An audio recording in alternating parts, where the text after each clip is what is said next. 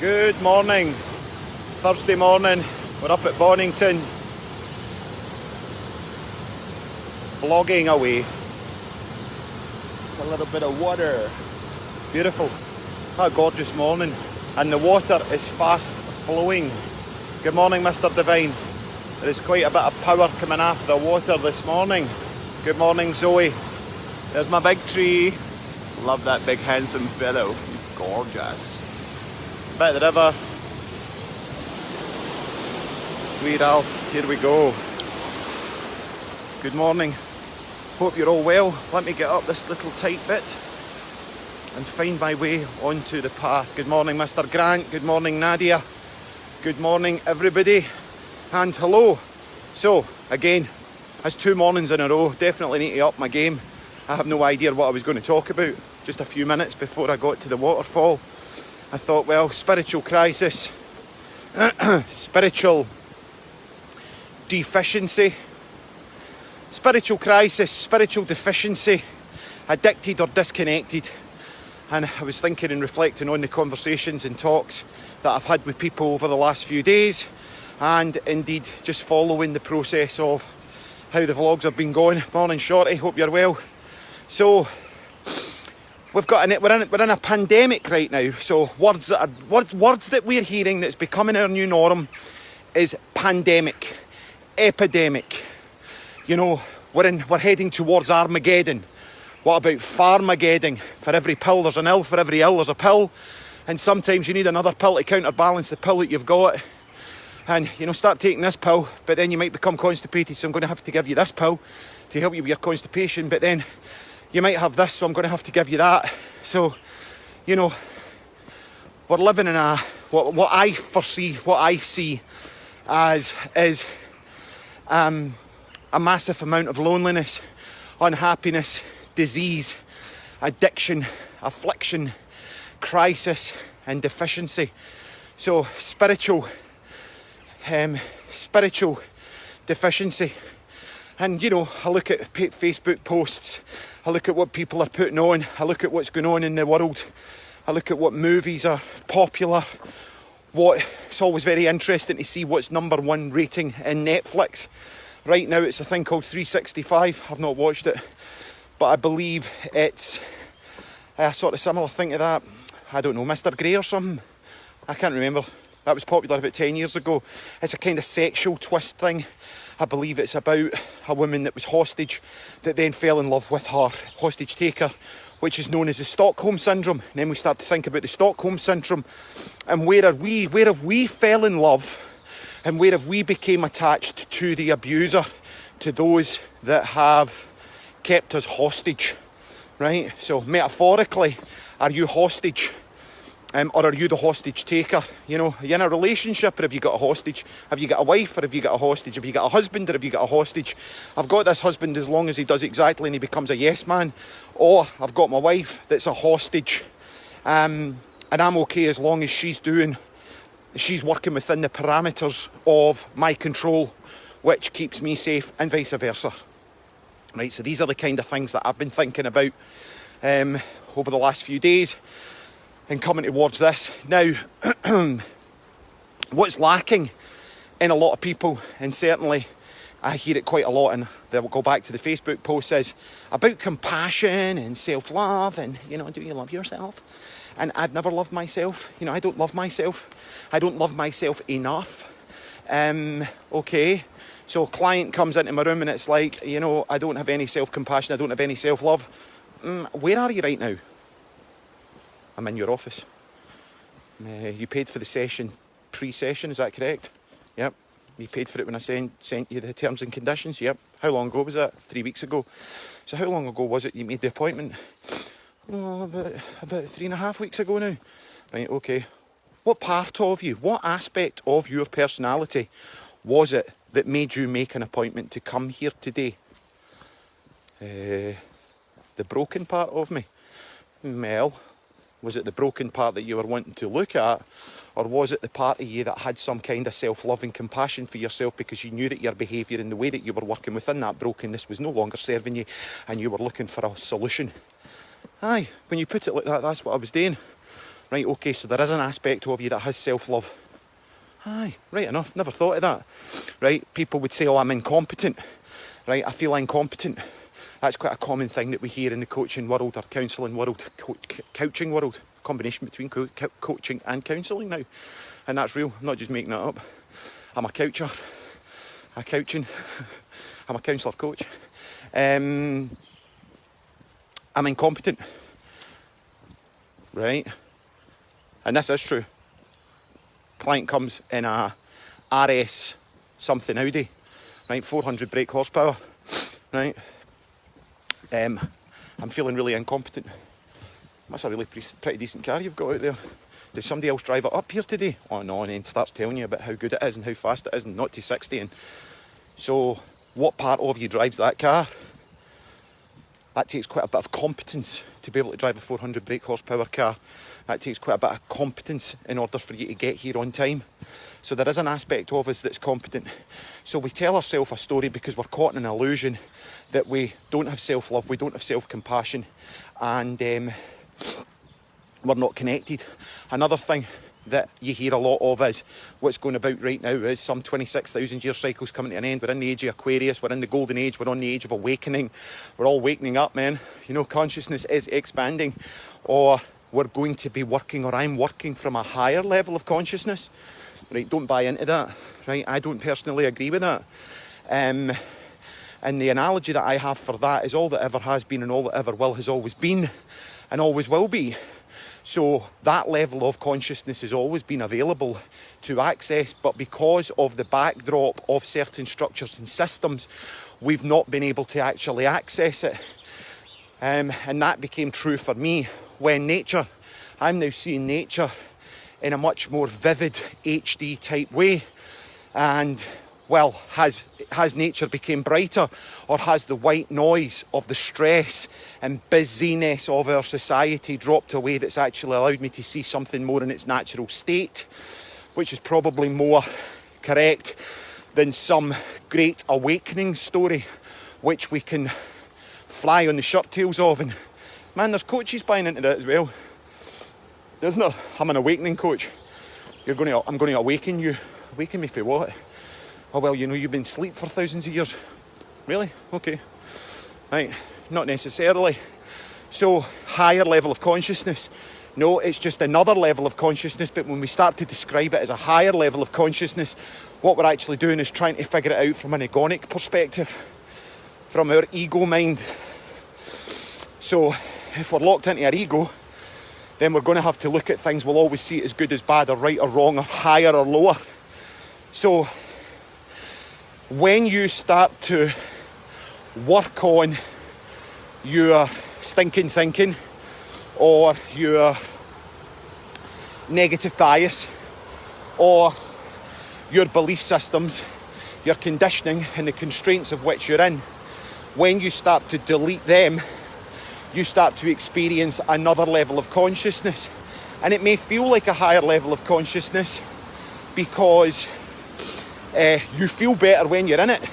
But rather than looking at it as higher or better than or worse off than, what I would encourage you to do is just to look at it as an equal. But one works for you, one serves you, and one no longer serves you. When you start to look, or we start to look at what no longer serves us, we start to, in a kind of roundabout way, attract the things towards us that is more aligned with where we're at. Okay? So, spiritual crisis. What if right now what's going on is fundamentally a spiritual crisis where we're spiritually deficient, where we've lost any sense of self? And what if spiritual was just having a sense of self, who I am, right? We live in a world that preys on and actually needs us to be lacking or deficient in a sense of self or self-worth. Look at the cosmetic industry. Look at what that's worth. Look at the designer clothes labels, designer car labels. You know, back in the 80s, Rolexes were a very unique thing. Back in the 80s, working in Marks and Spencer's was a prestigious job. There was prestige placed upon these things. Now children at 3 years old are jumping about with Lacoste and Armani and Stone Island and CP, right? We value and have to cover up our nakedness, right, our vulnerability with labels. So, and although men now are moving towards cosmetic Botoxes and plastic surgery, it was just something that was for women. Not that I'm slagging women, but it was women that were more drawn to these kind of things. Now look at what that's worth. Look at what cosmetic industries are worth to our economy. They're worth millions and billions of pounds every year. So what does that tell us? It tells us that I'm not happy with me the way that I'm, or that I've got to go and change myself. I don't see myself as a perfect creation, so I've got to manipulate that person. And that could even be as something as straightforward as dyeing my hair, because I'm not accepting gracefully that I'm growing old. And don't get me wrong, I look at hair transplants all the time, and you know, I think if I was more financially better off, I would probably go and get hair transplants maybe, or do I just accept that I'm going bald and growing old, and that's the way it is, and that's the way the story goes. Now, that's coming from a deep sense of lack, and that's not just at an individual level, that's now at a community level, right? Because easy money and financing has become available. Look at the amount of Bentleys, Range Rover Sports, Range Rovers, Porsches, right? Look at the amount of designer stuff that's going on. Take a second, press pause, look at yourself right now, and what are you wearing that's designery, right? What in your cupboard has got labels all over it?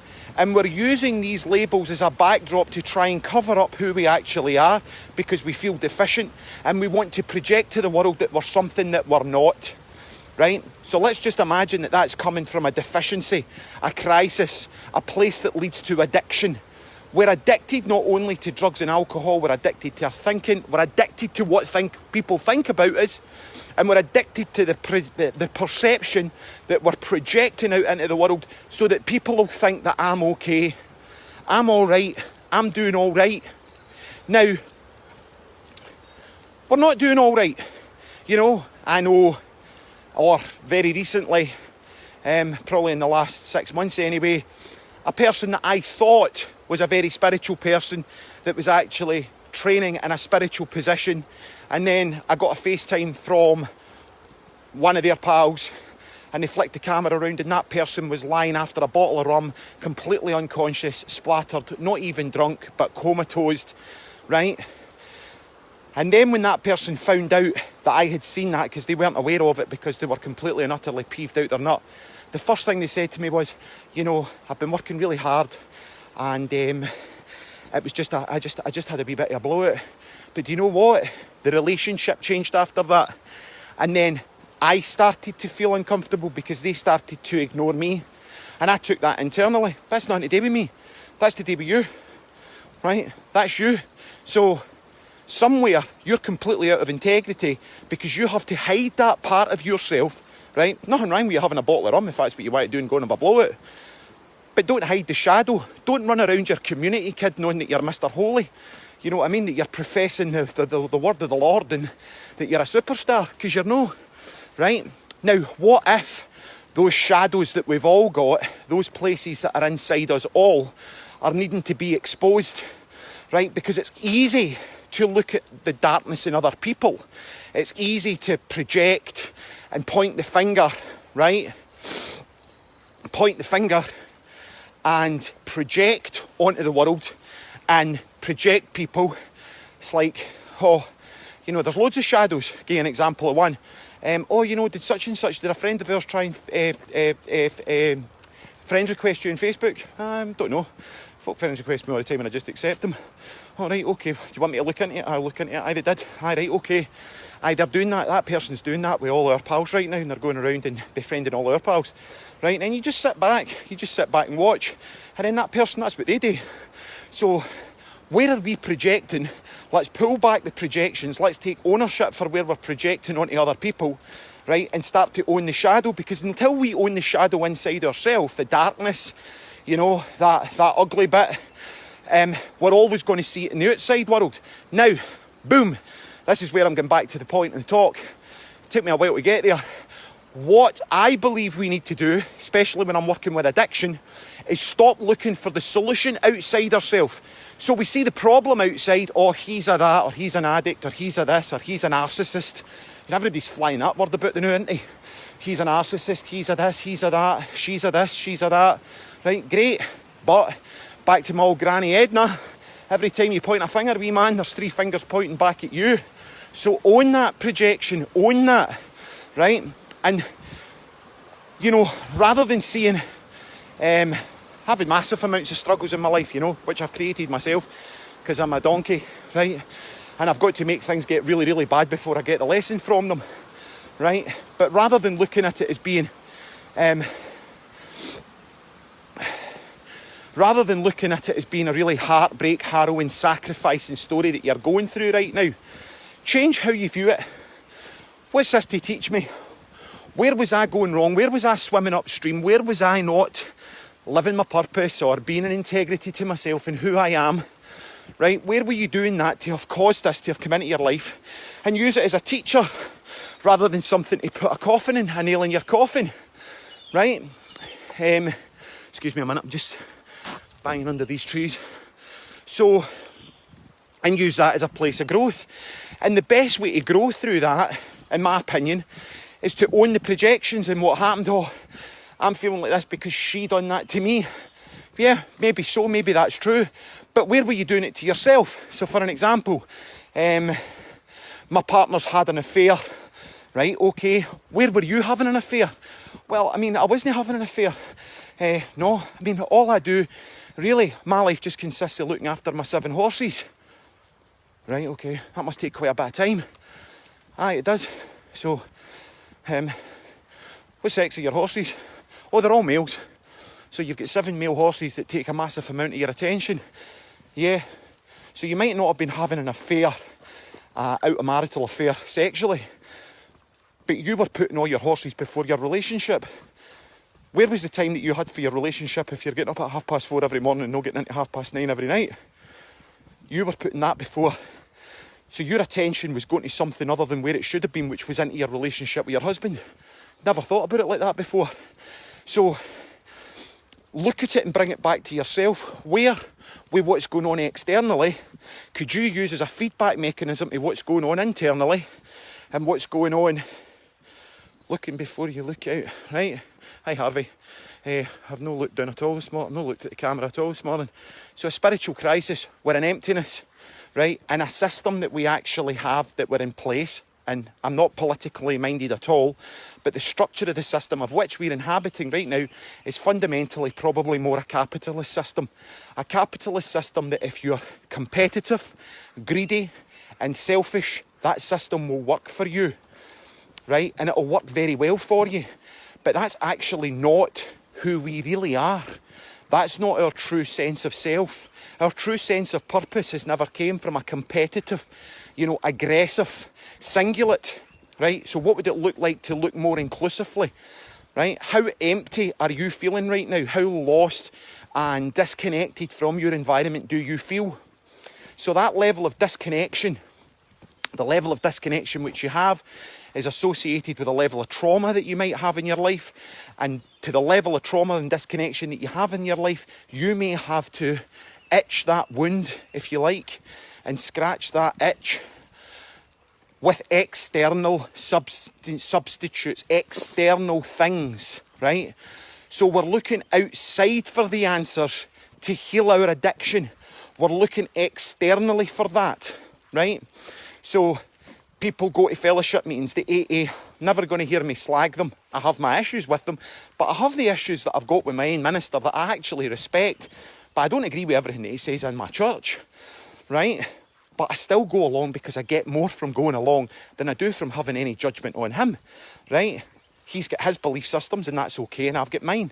Now, people go along to the fellowship. Oh, I'm drinking because I've not got any self-love, I've not got any self-compassion. It's back to that. Well, the mere merit that you come along to a meeting every night shows that there's a part of you that's got self-love. But the bit I disagree with within the fellowship and always has is, hello there, my name's Ross and I'm an addict. Then I'm defining myself as an addict. Whereas that's a very small part of me. But what would it be like if I actually changed that language and never went, hi, my name's Ross and I'm an addict?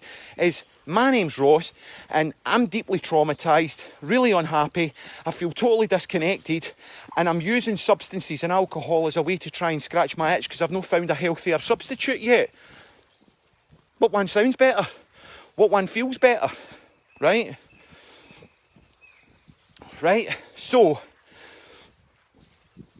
we're looking, my encouragement in the work that I do and aim to continue to do is to encourage people not to look outside of themselves for their answers, right? Looking outside to external gurus.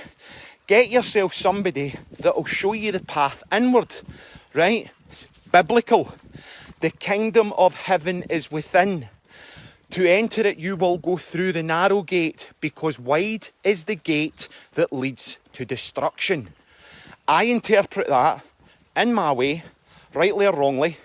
I'm sure there's a few theologians on here that will come on and go, no, Ross, that's not what that means, right? But this is what I think it means for me. As long as I'm looking outside myself for the answers, it's always going to lead to destruction. But the minute I go inward and start looking for the answers inside myself through prayer, meditation, right? And taking personal accountability and responsibility for my part in every dynamic, right? But I now will only take I will take responsibility and accountability, but I will only share that accountability and responsibility with another person that has the maturity, right, to have accepted that they had a part to play in it, right? Although I do step 5, and I do offer apologies to those people in my life that I have hurt through my selfish behaviour, right, and my indulgent behaviour in the past, right? Whether they're willing to hear that or not is another thing, right? But I've said my bit to it, right? And I believe that, and as I do believe, the biggest apology that we can ever give is change behaviour, and I'm not changing myself for anything outside there any longer. I'm changing myself for what's in here. So, looking outside of ourselves to cure the itch. Plastic surgery, drugs, alcohol, sex, flirting, Facebook, television, using external things to try and feed it is doing our potential, right, and what we can achieve a disservice, because the more that we can sit with where we're at and the feelings that we experience and not to avoid them, the more we will reconnect, the more we will get spiritual intervention. And unfortunately, it's an Old Testament statement here. The only way to the Lord, whatever the Lord might be, a kind of unified field of consciousness, in my opinion, or something greater than me. The only way to the Lord is through suffering. But none of us want to suffer, right? But the paradox is that the behaviour that we're doing, right, which is the more we're wrapping ourselves in glossy labels, right? I never wear labels, by the way. I'm not a label guy. Not into labels. Oh, sorry. Right? The more that you're fixated on presentation, the German sports cars that get validation, or the Italian suits and the Swiss watches, right? The more you're doing that, and you ask yourself the honest question, are you happy? Are you happy?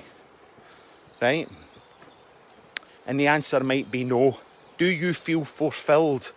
No, because you're using external substances to try and fill your hole, right? And that's never going to work. In my opinion, I have never seen anybody that has used external substances, substitutes, prostitutes, any toots, in order to try and make themselves feel better. Do they actually feel better, right? So this time around about COVID-19, and not buying into any conspiracy theories, but what if this is only the start of a massive change that's been well overdue within our culture, and there may not be any external stuff, right? What if supply chains completely broke down? Think outside the box. Imagine what would happen if lorry drivers went on strike for one day. Look at what truck drivers have brought to our community over the last 13 weeks. What if there was a fuel strike? What if this civil unrest, Black Lives Matter, gave rise to other demonstrations? please don't attack me. I do believe that we need change and Black Lives Matter 100%. But it's almost like that protester that I seen in Glasgow in about 1996. And it said, fighting for peace. And a wee ban the bomb sign underneath it. And I looked at it. And I was probably still smoking dope at the time. And I looked at it stoned and went, whew, fighting for peace. Don't get it. You don't fight for peace. Right? It doesn't work in the same sentence. Yes, things have to change. But as long as we attempt to do it from an old construct or an old way in the past, we're just going to meet it with more hostility, right? A person that's able to be grounded within their belief systems and start with small change rather than trying to make it massive has got more chance of achieving it. Eating the elephant, dating small bits. Now, spiritual crisis, emptiness, disconnection and addiction. We're living in a hugely addicted society, addicted to everything, right? And my suggestion, well, what I'm doing and what I think's working and what is helpful for us is to start to wean ourselves off of external stimuli. Look at how we're living in such an interdependent world right now, and technology is interdependent in the power stations, and the power stations are interdependent on the internet because it's computer systems that's running the power station. The power station goes down, the internet goes down, or vice versa. The internet goes down, the power station goes down. Okay, look at how this pandemic has certainly taught me how interconnected everything actually is. Now, if everything is that interconnected and we feel completely separate from it, what can we do? And how can we best circumnavigate crisis before it happens and look at bigger issues further upstream? What if this COVID-19 is just the beginning of an absolute revolution in the way that we have to be in order to navigate our society? One thing, Willie Grant, a guy that I've built up a relationship through this, gave me the name of a book, actually. And one of the first things that is in it is keep it under your hat, it's called. Keep it under your hat. So whatever it is, your business idea or whatever it is that you've got. And we've all got beliefs.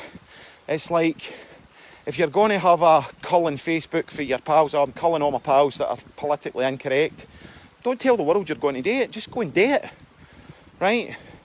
If you're going to, right, that's it, I'm going on a diet tomorrow, right? Don't tell the world you're going to go on a diet tomorrow, just go on a diet tomorrow. Set the date, set the intention. I'm going to stop drinking, I'm going to stop smoking. When are you going to do that? I'm going to do that on Monday. Right, set the date, make it happen, gravitate towards it. If you're struggling, phone your pals. So, my suggestions, my research it for yourself. To the level of which you're unhappy could be to the level of which you're disconnected.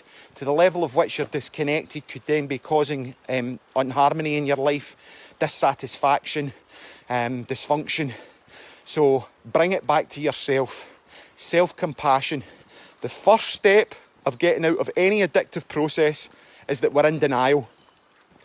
We are in denial. I am in denial, complete denial to how dependent I am on this societal structure. I'm in total denial to that. I am in complete denial to how much I am dependent. I am a drug addict to Tesco's. I am a drug addict to Morrison's. I am a drug addict to Shell Petrol. I am a drug addict to... It goes on and on and on. What would happen if all of that stuff was taken off the table for 24 hours? Right? I would go through withdrawal.